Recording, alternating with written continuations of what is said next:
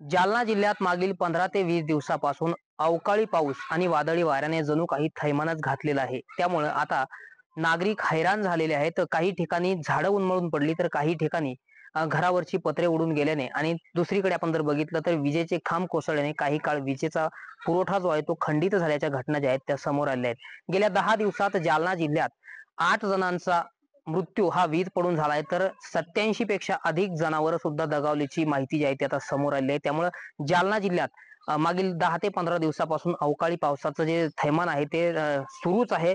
आपण या ठिकाणी बघू शकता की सध्या मी पोहोचलेलो आहे बदनापूर तालुक्यातील सिंधी पिंपळगाव या गावामध्ये.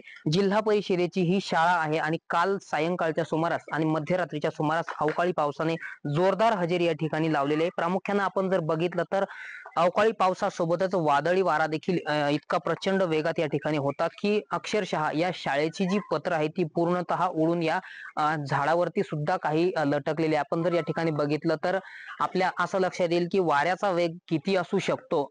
यामुळे ही पत्र जी आहेत ती थेट शाळेवरून उडून झाडावर लटकलेली आहे. आपण जर ह्या झाडावरची वरच्या भागातली ही जर दृश्य बघितली तर शाळेत विद्यार्थ्यांना लावण्यात येणारा जो प्रोजेक्ट आहे तो प्रोजेक्टर देखील या ठिकाणी वर झाडावरती लटकलेला आहे. त्यामुळे या शाळेचं मोठं नुकसान झालंय. आणि दुसरीकडे खालच्या बाजूला ही जर दृश्य बघितली तर हे जे 3 कॉलम होते ते कॉलम सुद्धा या ठिकाणी कोसळलेले आहे.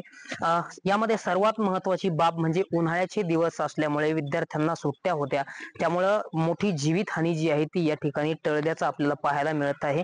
आपण या बाजूला बघू शकतो की समोरची हा जो समोरचा भाग आहे तो पूर्णतः कोसळून या ठिकाणी खाली जी पत्र आलेली आहेत या साईडला संपूर्ण जी पत्र आहेत ती समोर आलेली आहेत. मोठं नुकसान जे आहे ते या ठिकाणी झालंय. सुदैवानं कोणतीही जीवितहानी जी आहे ती या ठिकाणी झालेली नाहीये. विद्यार्थी जे आहेत ते या ठिकाणी बचावलेले आहे सुट्ट्या असल्याच्या कारणाने. आपण जर या ठिकाणी बघितलं तर हेच गावकरी आहे ते सध्या या ठिकाणी याला पूर्णतः व्यवस्थित करण्याचं काम करतायत. आपल्याला आपण या ठिकाणी बघू शकतो की मोठ्या प्रमाणात या शाळेचं नुकसान झालंय. विद्यार्थ्यांच्या ज्या सतरंज्या आहेत, मी आपणास ही वर्ग खोली दाखवण्याचा प्रयत्न करतो. आपण जर या वर्ग खोलीत जर बघितलं तर विद्यार्थ्यांना लावण्यात येणारे हे जे चार्ट होते, काही या ठिकाणी सतरंजा होत्या, संपूर्ण या ठिकाणी मोठ्या प्रमाणात या शाळेतील विद्यार्थ्यांचं नुकसान झालंय. सुदैवानं मोठी जीवितहानी देखील या ठिकाणी टळलेली आहे.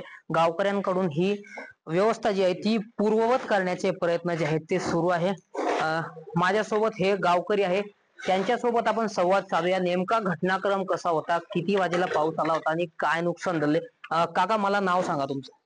देवीदास रामभाऊ चव्हाण. बरं, काय नेमका घटनाक्रम होता, इतकी मोठं नुकसान जे आहे ते साहेब, काल 5च्या सुमारास एवढा वारा आला की माझ्या 54 वर्षाच्या आयुष्यात मी पहिल्यांदा एवढं वादळ आणि ते पाहिलं.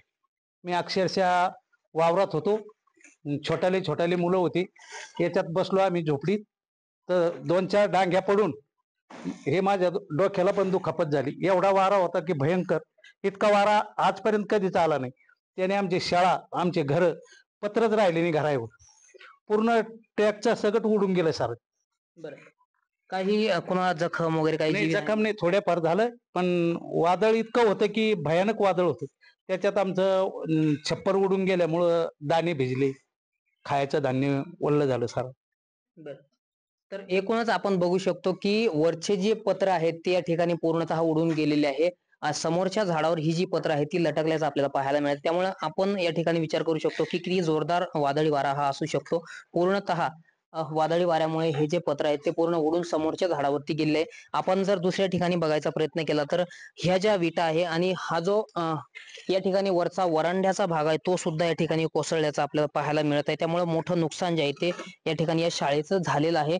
संपूर्ण जी पत्र आहे ती पूर्णतः या ठिकाणी पडल्याचं आपल्याला चित्र जे आहे एकंदरीत पाहायला मिळते. खर तर जालना जिल्ह्यात मागील काही दिवसापासून अवकाळी पाऊस सुरूच आहे. अवकाळी पावसाचा मुक्काम जो आहे तो या ठिकाणी पाहायला मिळतो आहे.